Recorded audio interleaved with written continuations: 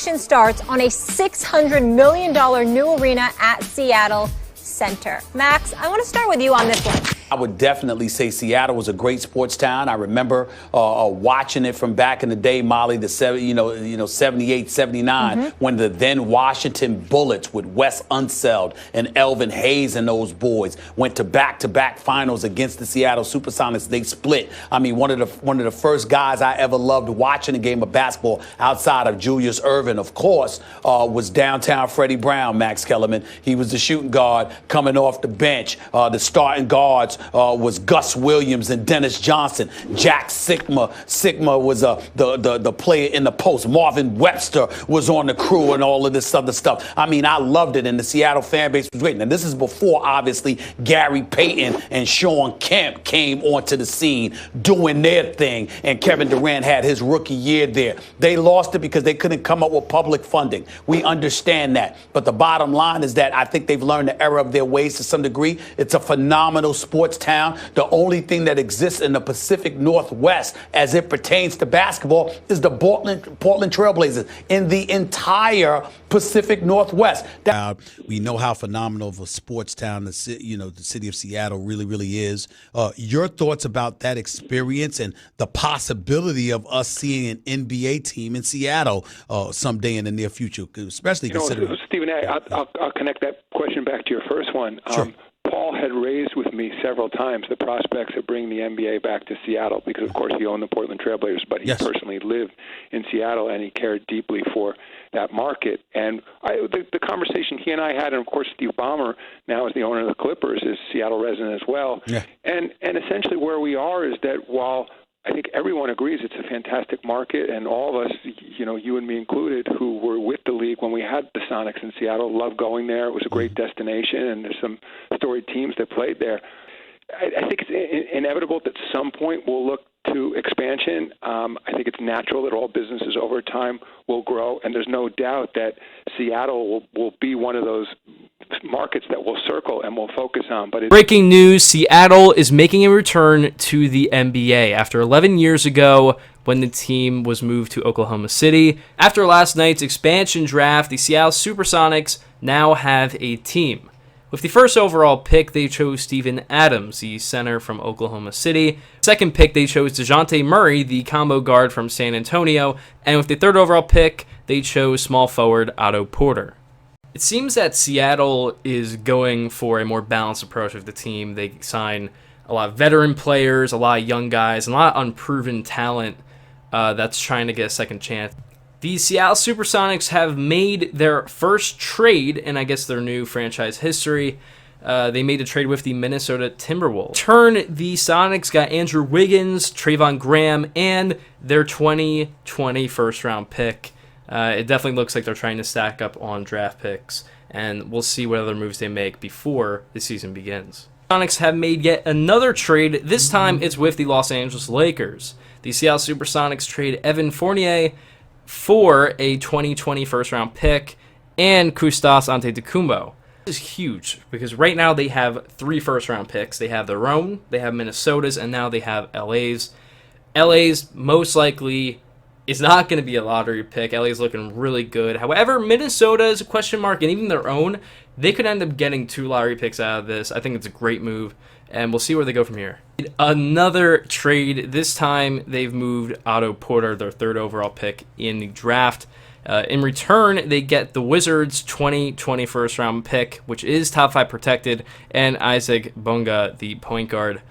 After an offseason with many trades, the Seattle Supersonics finally have their final roster. This is close to ESPN now say that Andrew Wiggins' contract has been restructured to fit the team's needs. They need to cut down his contract. He was willing to do so. Again, this is more of a proving year for him. The other day, I finished watching the Supersonics practice, and they look much better than they should be at this stage. I think they definitely have good chemistry. DeJounte Murray has won Most Improved Player of the Year. This is something that I said back a couple months ago. This kid's fantastic. And it made waves. Yes. Lamelo Ball projected to be the 3rd overall pick in 2020. Ball is playing in the Australian NBL this year. Gavoni, I chatted with him yesterday. He said that he has scouts so impressed, he is a potential #1 pick. If he keeps this up, I don't see any way he isn't in the conversation for the #1 overall pick. Pablo, what if LeVar Ball was right all along and LaMelo gets drafted #1 overall next year? This is a hilarious story that is also a very real one. Because Ball, who is playing so well in Australia in the pros, Tone, that NBA scouts are projecting him as potentially the #1 overall pick. In a story by ESPN's Jonathan Gavoni, various evaluators are quoted as saying Lonzo's youngest brother has all the skills to be a star in the NBA. NBA team take him and take on LeVar? But LeVar, would they do that? Have you heard anything from LeVar in the last 8 to 10 months? Have any of his kids been drafted in the last 8 to 10 months? Well, this one, but he...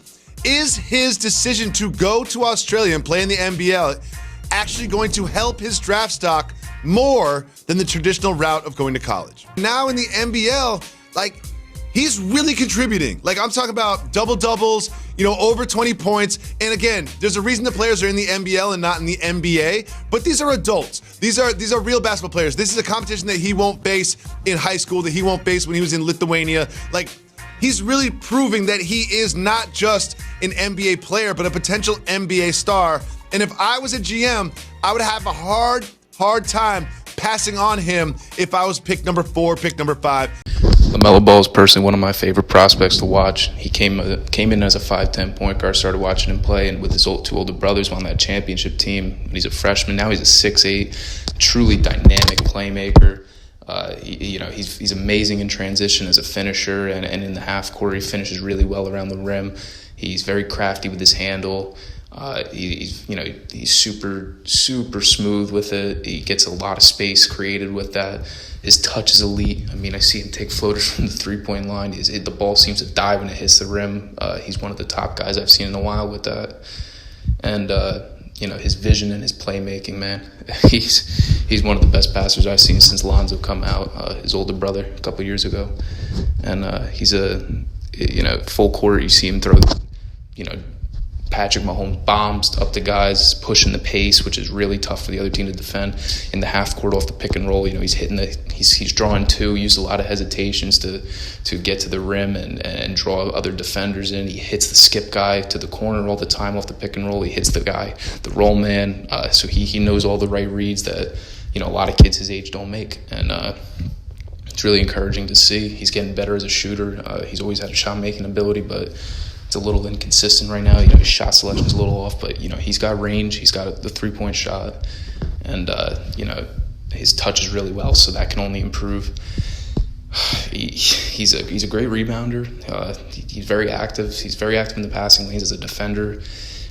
He's not as good on the ball, but man, he's only going to get better. He's got to work on his strength and his defense and his effort and finishing through contact, all that stuff that comes as his body matures. But he's only getting more exposed, only getting stronger. So it's really exciting to see just how good this kid could be. And as far as the Supersonics team, man. I mean, pairing him with a guy like Adams to finish at the rim and a defensive guard like Murray, that's a great combination for him. It allows him to do what he's really best at and be a playmaker, be a shot maker, push the pace, and change the game offensively for his team. Having guys like Wiggins running the floor, Okafor to finish down low, Rivers as a shooter. I mean, the list goes on, and a lot of guys are on one-year contracts. They're trying to prove themselves, so they're all willing to step up and play a role. I think for this team, the sky's the limit, man. You're going to see how special it is to have a 6'8" point guard out there. He makes passes and plays that at his height, guys could only dream of. He's a special player, man. I think all of Seattle's in for a treat with this young man, and I wish him the best of luck. This draft night was fantastic. So let's just recap real quick. So, #1, Knicks go Anthony Edwards. It's a fantastic pick. Alongside R.J. Barrett at small forward, Anthony Edwards is going to do wonders for them. And a crazy trade, the Seattle Supersonics moved the Hornets to get the #2 overall pick where they selected Lamelo Ball. Look, it's a risk. There's no denying that. He's one of those guys. He's one of those prospects. You really don't know what you're going to get from him. Again, he's a guy that needs time.